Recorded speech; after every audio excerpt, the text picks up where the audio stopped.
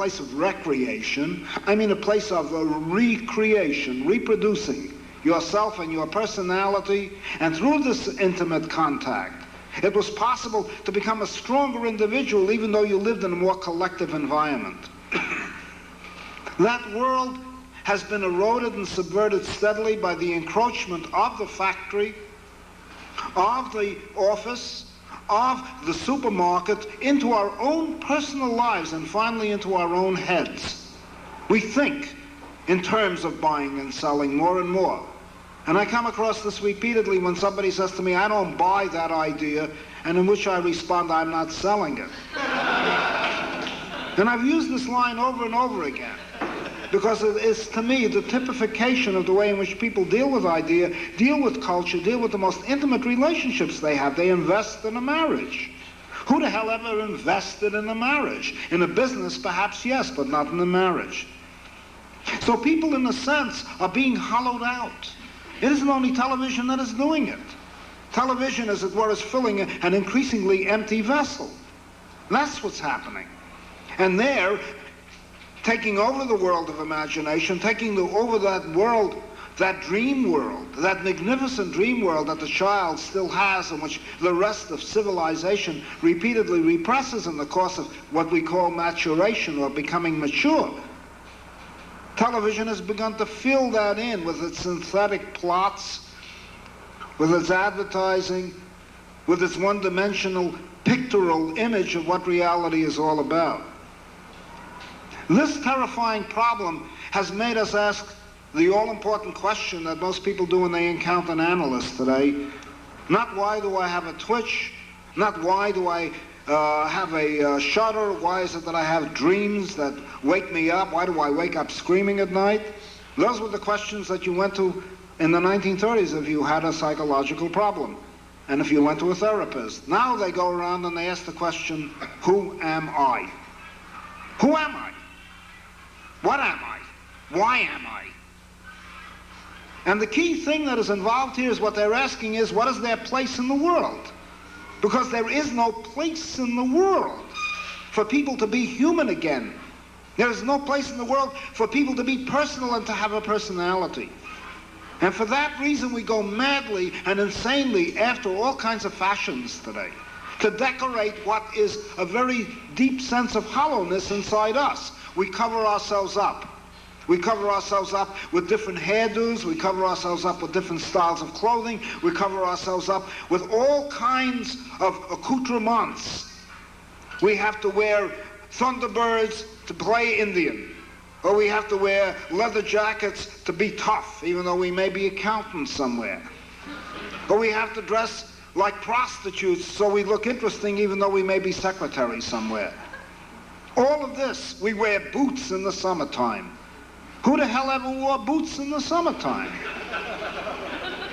But all of this is meant to make us interesting to ourselves, because we are so hollowed out by the breakdown of community, by the mutual networks of support systems, by the rich articulation of a spontaneous cultural life that comes out of the streets and that comes from the intercourse of past as well as present and hopefully future, through the different generational interactions that exist.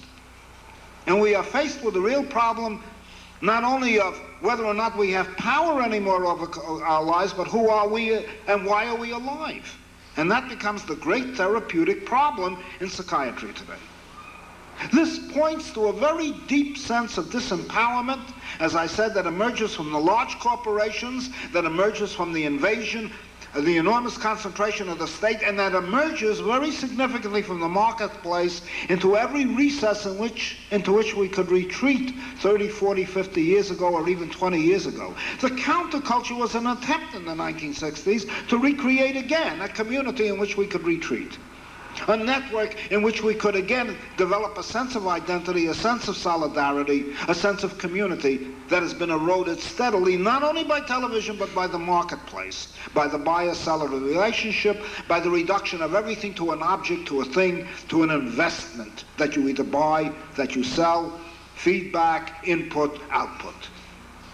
And that's the problem we face. Okay, yes. We're bored. We're all bored now. But has it ever occurred to you, Wally, that the process that creates this boredom that we see in the world now may very well be a self-perpetuating, unconscious form of brainwashing created by a world totalitarian government based on money, and that all of this is much more dangerous than one thinks, and it's not just a question of individual survival, Wally, but that somebody who's bored is asleep, and somebody who's asleep will not say no?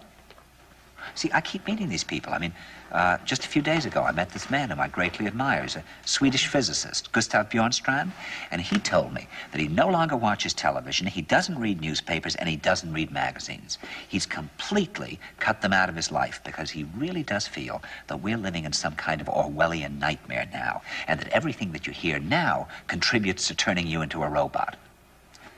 And when I was at Findhorn, I met this extraordinary English tree expert who had devoted his life to saving trees. Just got back from Washington, lobbying to save the redwoods. He's 84 years old. He always travels with a backpack because he never knows where he's going to be tomorrow.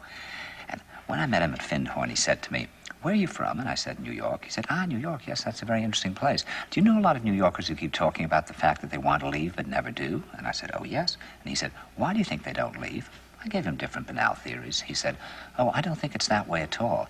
He said, "I think that New York is the new model for the new concentration camp, where the camp has been built by the inmates themselves, and the inmates are the guards, and they have this pride in this thing they've built. They've built their own prison, and so they exist in a state of schizophrenia, where they are both guards and prisoners, and as a result, they no longer have, having been lobotomized, the capacity to leave the prison they've made, or to even see it as a prison."